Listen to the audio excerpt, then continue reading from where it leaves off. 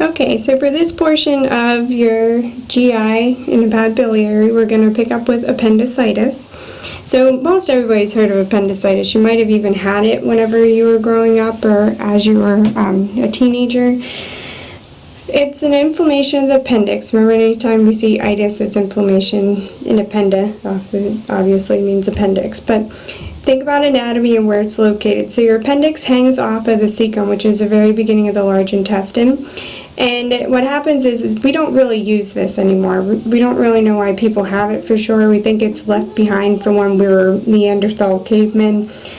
But because it's located right off there, off the large intestine, the stool that comes into that is very watery. So it can accumulate feces and it can block off blood flow to the appendix with obstruction. Whenever the obstruction occurs, then the blood is just going to get congested in there, causing venous congestion, and you get accumulation of mucus and bacteria and stool and things, and that can cause the appendix to get gangrene. It can rupture and cause perforation, and then all those contents will get into the GI or your abdominal cavity and cause peritonitis. So here's just an image where the appendix is located. It's down here hanging off the cecum, and in this picture it's just saying that it has a gangrene section.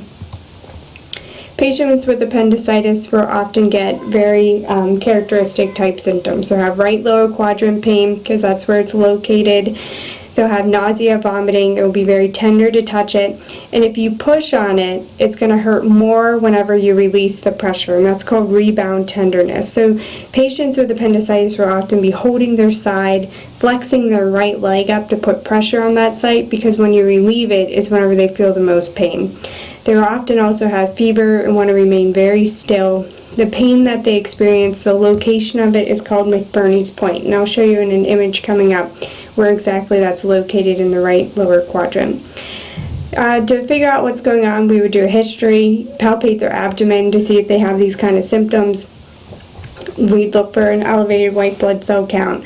And whenever we determine that they have appendicitis, we have to do an appendectomy, which is surgery to remove the appendix. Alright, they can do it via open, which is like your classic kind of surgical incision where they have to actually open up part of the abdominal cavity, or they can do a laparoscopic where they make little holes into the abdominal cavity and they try and pull it out through those. The approach is going to depend on the patient, if they have any other scar tissue, the condition of the appendix. If it looks like it's close to rupturing, they're not going to do a laparoscopic because it could burst when they try and pull it through. If it's already ruptured, they're going to have to do an open so they can try and clean out the abdominal cavity. McBurney's point, if you take a line from your belly button to the top of the right hip, right, McBurney's point is about in the lower third section of it. Next up, we're going to talk about the hepatobiliary system. So the liver and then the biliary structures that go to it. The biliary structures are pretty much part of the gallbladder and the common bile duct. They're the system that makes bile, sends it to the liver and into the intestinal tract to help us digest our food. Our liver does a lot of different things for us. Alright, so most people think of it as just storing and filtering of blood, which is very important, and it does absolutely do that. But it also makes some bile for us.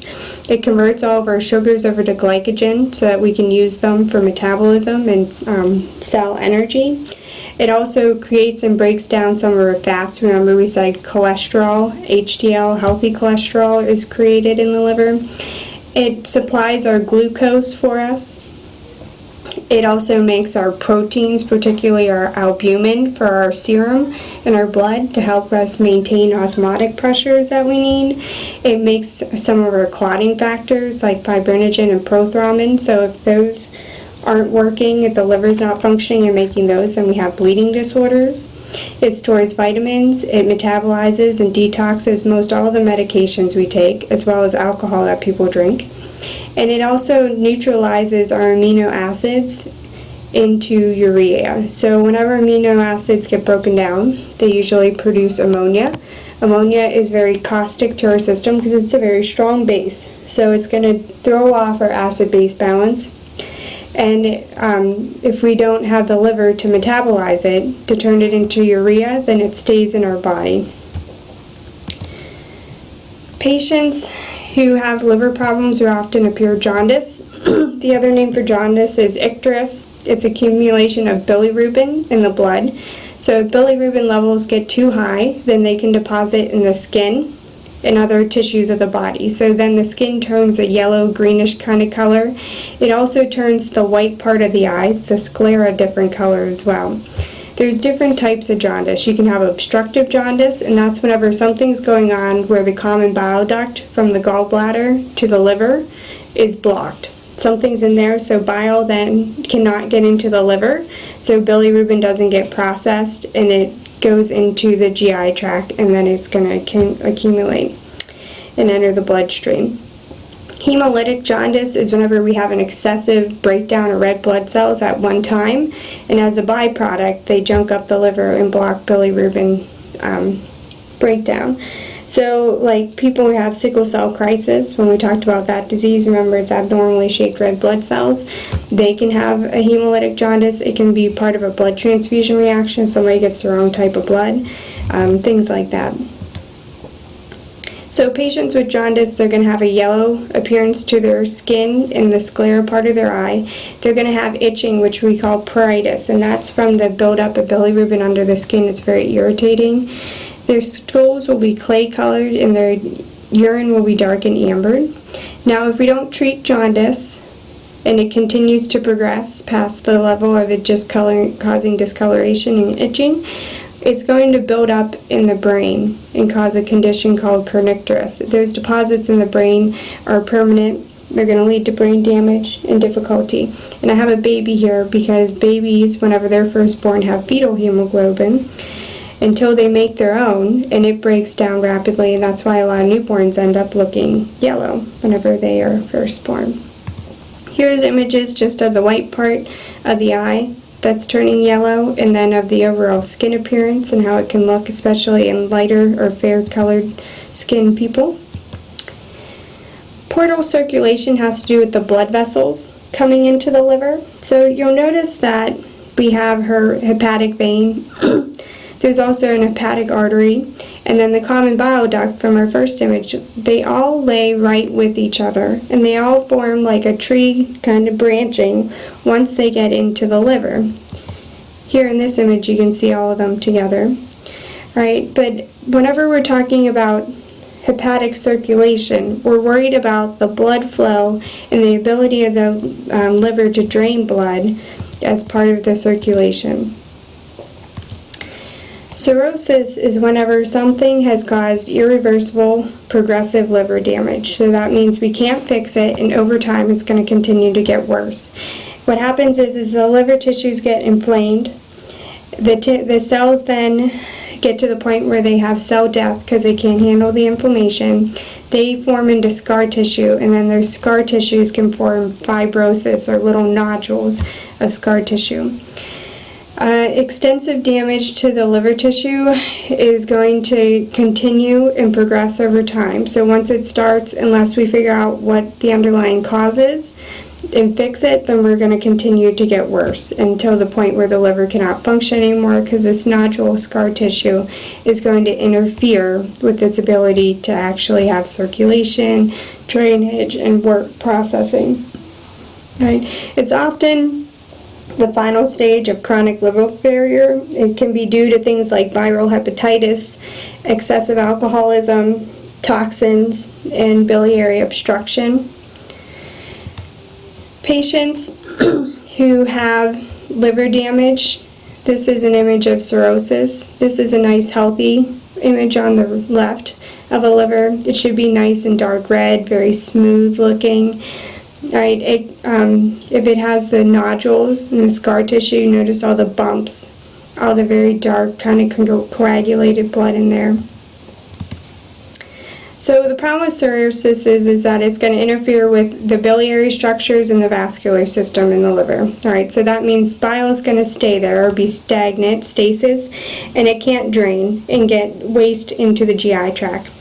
The blood pressures from the vascular obstruction that goes on is going to block blood flow. The pressure inside the liver is going to increase. So we're going to end up with portal hypertension. So high blood pressure, and there's portal blood vessels. As blood pressure increases with portal hypertension in the portal vein, right, fluid cannot then drain out of the liver. It's going to back up into the abdominal cavity and cause ascites. This can lead, portal hypertension can also back up pressure into the veins that go up into the esophagus. They become very swollen and distended, and this can create a condition called esophageal varices. Okay. You can also have an increase in ammonia levels. All right, ammonia levels are going to lead to complications with our pH and toxicity to our tissues. All right, so whenever they spill out into the blood, the ammonia level spills out into the circulation. It can then reach our central circulation or central nervous system, and it can lead to swelling of the brain, which is known as hepatic encephalopathy. The liver may be hard or firm if we palpate it whenever somebody has cirrhosis. Early on, they're just going to experience weight loss, weakness, some anorexia, abdominal pain. As it progresses, their jaundice is going to set in, and it's going to get worse as things go on. They're going to get ascites, their liver and spleen are going to get enlarged, they'll get the esophageal varices, and they'll have abnormal bleeding problems because they won't be clotting, they're not making clotting factors, and they can get brain swelling. Portal hypertension is whenever we have a high blood pressure in these blood vessels of the liver. All right, normally venous blood comes from the GI tract, empties into the portal vein, goes up into the liver, gets processed, and then drains back out. All right, what happens in portal hypertension is there's some kind of obstruction going on, so then everything behind the obstruction, the blood pressure goes up. All right, and then we don't have proper circulation to the liver. Portal hypertension, if we don't treat it, is going to lead to esophageal varices, enlarged spleen, ascites, and the hepatic encephalopathy. Right, blood is going to bypass the liver, which means the toxins never get removed, and then when the toxins reach the brain, it's going to cause central nervous system problems like memory loss, change of mood, difficulty staying awake, things like that. This is just an image of the esophageal varices, so you can see the distended blood vessels right there. They should be nice and flat against the tissue, but here they're raised up. So what happens is as people swallow, it can scrape against here and lead to bleeding. So ascites is whenever we have the accumulation of fluid in the abdominal cavity. Right, it can be caused by portal hypertension, the fact that we don't have enough albumin to properly have osmosis in our serum, in our tissues. Right, patients will experience weight gain, their abdomens will be distended and bigger. If we measure them, they'll have an increased abdominal girth. And fluid, if it gets too much, can push up against the diaphragm and make it difficult for people to breathe, causing dyspnea. This is just an image of somebody with ascites. So notice how thin and frail they are, yet how large their abdomen is. It's unproportional. So that's one clue that can tell you they're not just obese, right, that they actually have fluid accumulation. If you palpate it or push on it, it's almost like pushing on a water bed where you can see the fluid or the water move under the surface, right? You would have a similar kind of movement whenever you palpate somebody's abdomen with ascites. Right, we're going to pause here for this video. We'll pick up with the next one with hepatic encephalopathy.